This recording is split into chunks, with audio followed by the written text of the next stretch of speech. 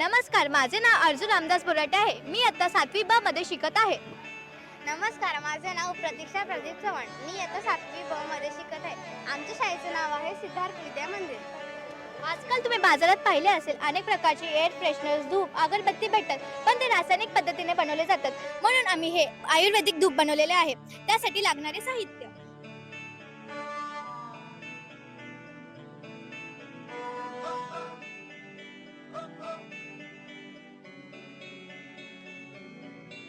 सर्वात पहिले आपल्याला सुगंधी फुलांना उन्हात वाळून घ्यायचं आहे. त्यानंतर त्याला मिक्सरमध्ये एकत्रित वाटून घ्यायचे आहे. त्याचे बारीक तुकडे करायचे आहे. त्यानंतर त्यात कापूर, दालचिनी, लवंग, तेजपत्ता आणि नारळाची बुरशी हे एकत्रित करून पुन्हा एकदा त्याला बारीक मिक्सरमध्ये वाटायचे आहे. त्यानंतर त्यात गुलाब पाणी व तूप एकत्रित करायचे आहे. अशा प्रकारे आपले हे धुपाचे मिक्सर बनलेले आहे. आता आपण पाहिजे तसा त्याला आकार देऊ शकतो.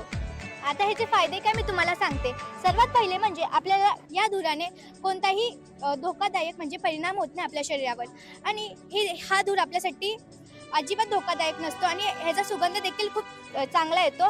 आणि हे जे राख आहे म्हणजे ही राख आहे ती ना आपण जेव्हा हा धूप संपेल तेव्हा ही आपण झाडांमध्ये टाकून खत म्हणून वापरू शकतो. अशा प्रकारे आम्ही या धूपचा अनेक प्रकारे उपयोग करून घेतलेला आहे.